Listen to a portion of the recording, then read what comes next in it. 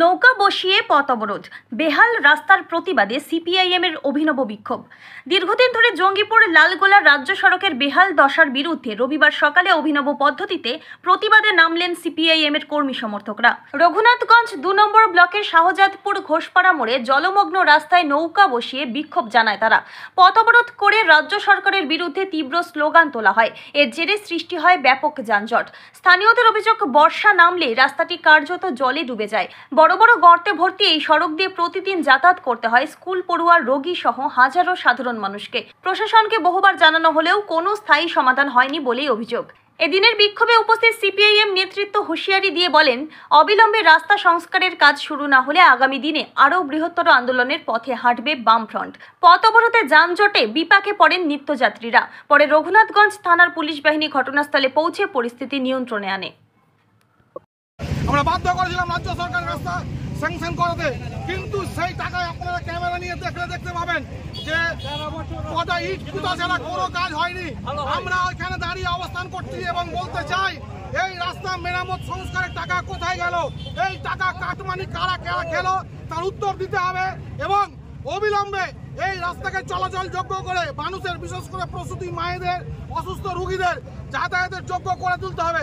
যতক্ষণ পর্যন্ত না প্রশাসনিক এই আশ্বাস আমাদেরকে দেবে যে এই রাস্তা অবিলম্বে মেরামত হবে এবং কাটমানি যেটা ইতিমধ্যে তারা খেয়েছে সেই টাকা উদ্ধার হবে, ততক্ষণ আমাদের অবস্থান চলবে, আন্দোলন চলবে, লড়াই সংগ্রাম চলবে।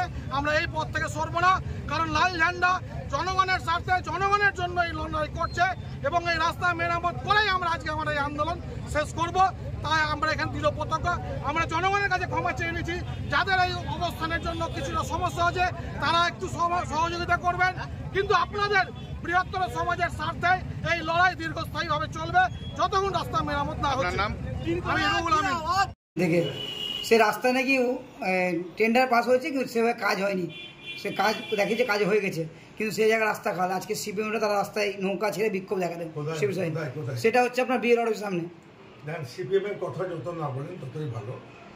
34 বছর বাংলাটাকে পেছিয়ে দিয়েছে। চোখে ওই যেমন ঘোড়ার দুদিকে এরকম থাকে, দেখতে পাই না এই চোখের টুনি, ওদের চোখের টুনি লাগাতে বলেন গা। গ্রামীণ এলাকায় ঝাঁ চকচকে রাস্তা, বর্ষার সময় কোথাও কাদা নেই। আপনাদের একটা কথা বলি, একদিকে গড়বে একদিকে ভাঙবে। যে জায়গাটার কথা বলা হচ্ছে রাজ্য সড়ক পথ, এখানে পুরো রাস্তা ঝাঁ চকচকে। কর্মচ্যুতর কাছে 2-3টি জায়গায় একটু উব্রতব্র হয়েছে। আমাদের অর্ডার হয়ে গেছে, কাজটা তৈরি হবে বলে। বর্ষার সময় আমার সঙ্গে আধিকারিক এসেছিল, এর আগেও আমরা কিছু ইট দিয়ে টেম্পোরারিভাবে, যাতে মানুষের কোনো অ্যাক্সিডেন্ট না হয়। আমাদের বর্ষা পার হলে, তার কারণ জানেন যে পিচ হিট করতে গেলে টেম্পারেচার দরকার আছে। বর্ষার সময় পিচের কাজ হয় না, সেই কারণে আমরাই বলেছি যে যাতে কাজটা সঠিকভাবে হয়, বর্ষা পার হলে কাজ শুরু হবে। সেহেতু এখানে ওই রকম এই 34 বছর যারা বাংলাকে লুটে খেয়েছে, কোনো রাস্তাঘাট হয়নি, তাদের কোনো কাজকাম নাই। এখন ওই কোথায় গর্ত খুঁজবে, ওই আপনাদের নিয়ে যাবে, গিয়ে ওই পুকুরে মাছ ছাড়বে, ওই মাছ ছাড়তে বলুন, ওরা আগামীতে শূন্য হবে।